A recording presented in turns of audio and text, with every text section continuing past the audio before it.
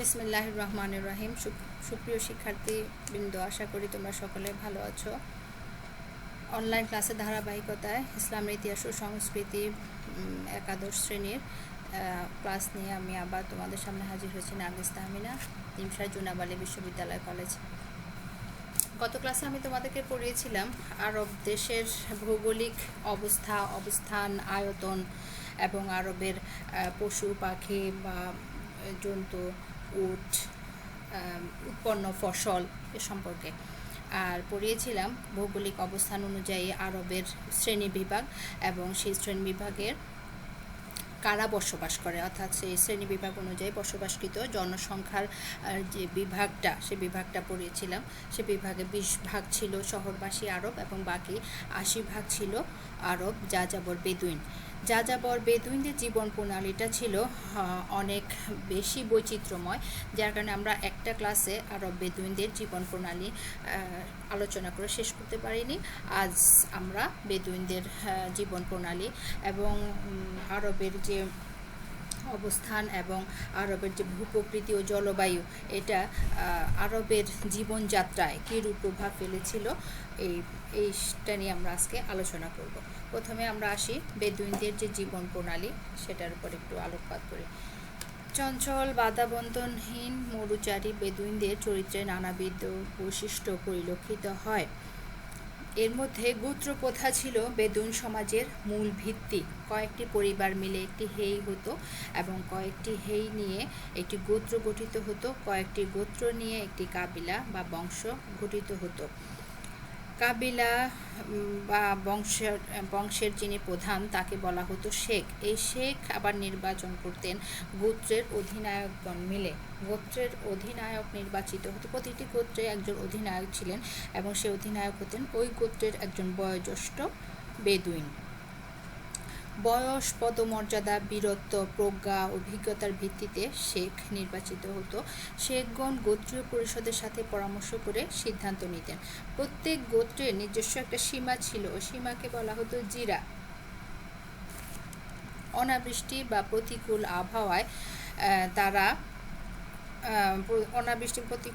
তারা মিত্রজিরায় অবস্থান নিত।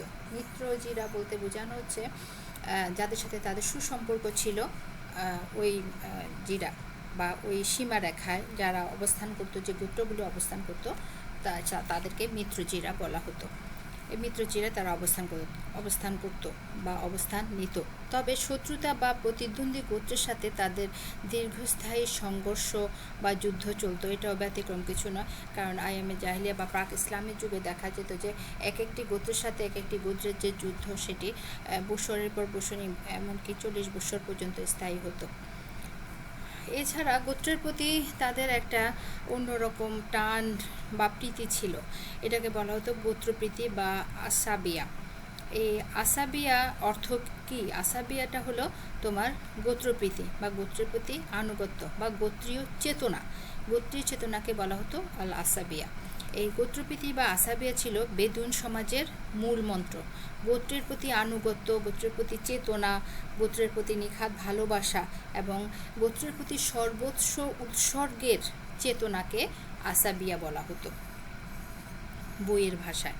তাহলে গোত্রীয় সংহতি ও কৌম চেতনার কারণে নিজ গোত্র বহির্ভূত সব কিছুকে তারা তুচ্ছ, বিজাতীয় ও গুরুত্বহীন মনে করত। অর্থাৎ তারা যে গোত্রে বসবাস করত, সেই গোত্রটাই ছিল সর্বেসর্বা এবং সেই গোত্রের সকল কিছুই ছিল পজিটিভ।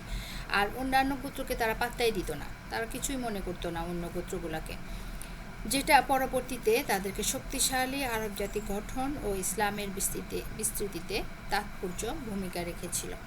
তাদের কিছু সুকুমার গুণাবলী ছিল। এই আরব বেদুইনদের যে সুকুমার গুণাবলীগুলো ছিল, সেগুলো সম্পর্কে আমরা একটু আলোকপাত করব।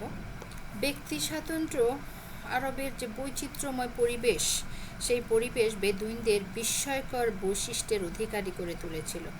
ব্যক্তি স্বাতন্ত্র্য, গণতন্ত্র প্রীতি, স্বজনপ্রীতি ও আতিথেয়তা ছিল তাদের প্রশংসনীয় দিক, চরিত্রের প্রশংসনীয় দিক। আবার কাব্যপ্রীতি, বাগ্মিতা, রক্তের বিশুদ্ধতা, বীরত্ব, আভিজাত্য, অশ্ব ও তরবারি ছিল তাদের অহংকার। প্রতিটি আরববাসী নিজেকে সৃষ্টির সেরা বলে গণ্য করত। অতিথি বৎসল আরবরা অতিথিকে সর্বোচ্চ সম্মান ও সমাদর করত।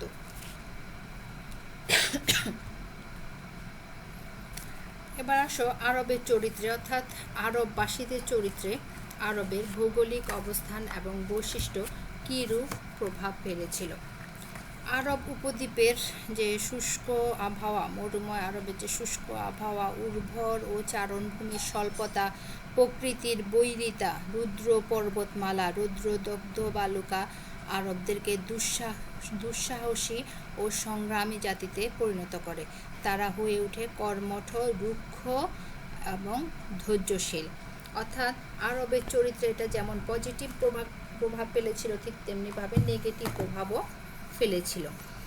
যেমনভাবে তারা হয়ে উঠেছিল নির্ভীক, পরিশ্রমী ও কষ্ট সহিষ্ণু, তেমনভাবে তারা হয়ে উঠেছিল আবার রুক্ষ, দুর্ধর্ষ, কঠোর, নির্দয় ও নিষ্ঠুর।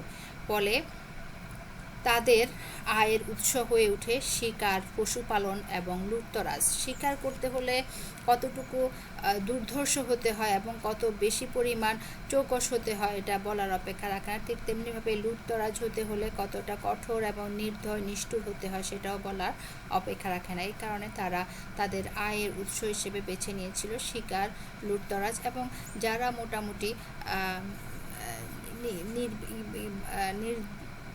ঝঞ্ঝাটভাবে জীবনযাপন করতে পছন্দ করত, তাদের জন্য তারা নিজেদের জীবিকা হিসেবে বেছে নিয়েছিল পশুপালনকে। আবাদযোগ্য জমির স্বল্পতা ও পশুপালনের জন্য খাদ্য ও পানীয় জলের সন্ধানে তারা এক স্থান থেকে অন্য স্থানে গমনে নিরাপত্তার প্রয়োজনে দলবদ্ধ হয়ে চলাচল করত। এটা র হবে না, এটা ল হবে। দলবদ্ধ হয়ে চলাচল করত। তাদের এই সংঘবদ্ধ চলাচলকে কাফেলা বলা হতো। শহরবাসী আরবগণ আবার সেদিক থেকে অনেকটাই বেশি সহজ জীবনযাপনে অভ্যস্ত ছিল। ওই শহরবাসী আরবগণ তারা কৃষিকাজ করত এবং তাদের মধ্যে জীবনের স্পন্দন ও কর্মচাঞ্চল্য পরিলক্ষিত হতো।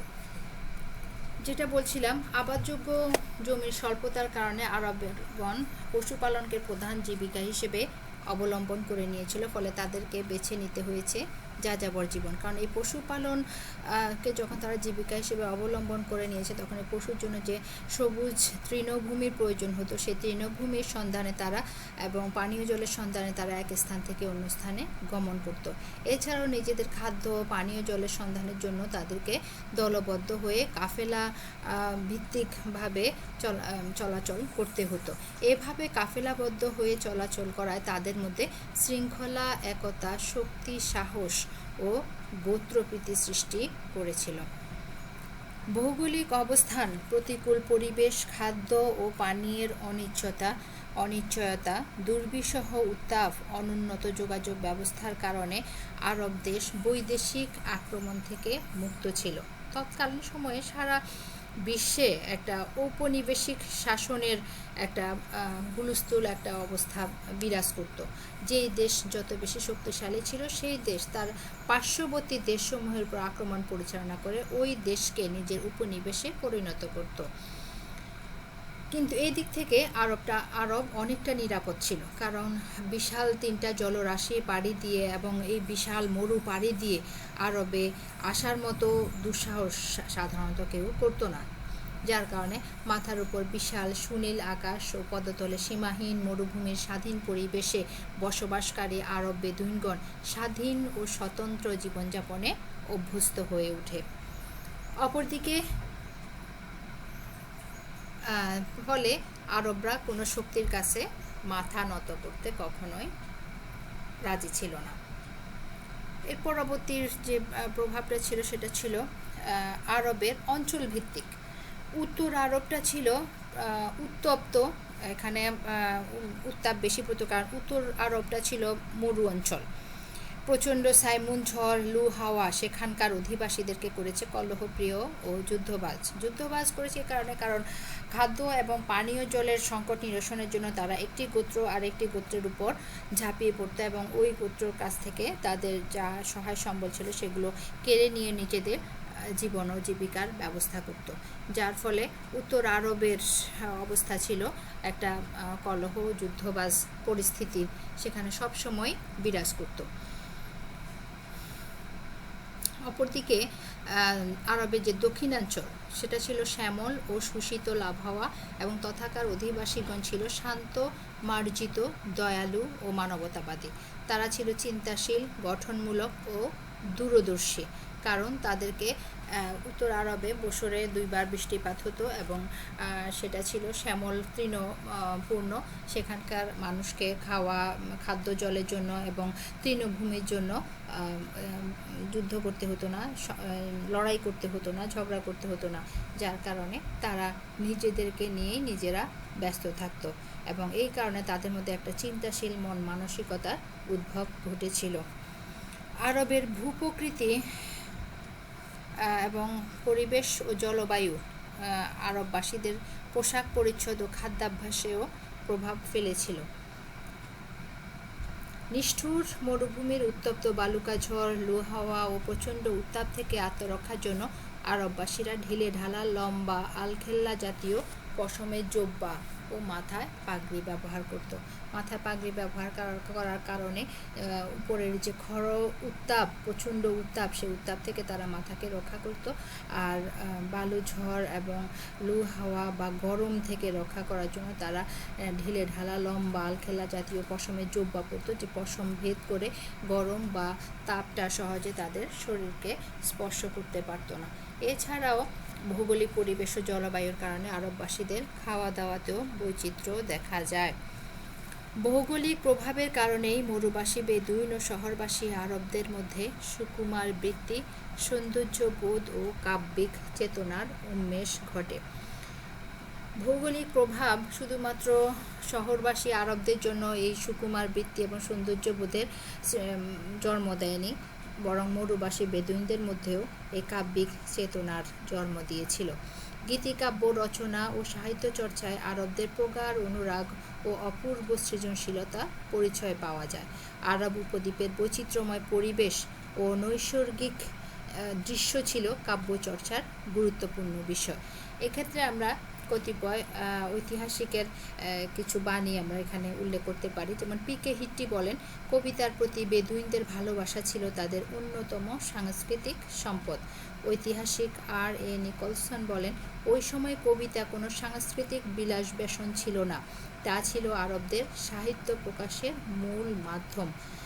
ভৌগোলিক ও নৈসর্গিক প্রভাবের মধ্যে তাদের মুক্ত চিন্তার বিকাশ ঘটে, তাই এখানে কাব্য চর্চা হয়েছিল স্বতঃস্ফূর্ত ও নিয়ন্ত্রণহীন, কোনো প্রকার বাধা বিঘ্নতা ছাড়াই তারা স্বতঃস্ফূর্তভাবে কাব্য রচনা করতে পারত। এই হলো তৎকালীন আরবের ভৌগোলিক অবস্থান এবং ভৌগোলিক প্রভাবের কারণে আরব দেশের অধিবাসীদের উপর তথা শহরবাসী এবং মরুবাসী আরবের উপর সেটা কীরূপ প্রভাব ফেলে গিয়েছিল এবং তাদের মধ্যে কী রকম চেতনার উন্মেষ ঘটিয়েছিল সেটার উপর আলোকপাত। তাহলে আজকের ক্লাসে আমরা এতটুকুই আজকে রাখলাম। সামনে পুজোর বন্ধ আছে, পুজোর বন্ধের পরে ইনশাল্লাহ আমরা আবার নতুন একটি চ্যাপ্টার নিয়ে তোমাদের সামনে আসব। সে পর্যন্ত সকলে তোমরা ভালো থাকো, সুস্থ থাকো। আসসালামু আলাইকুম।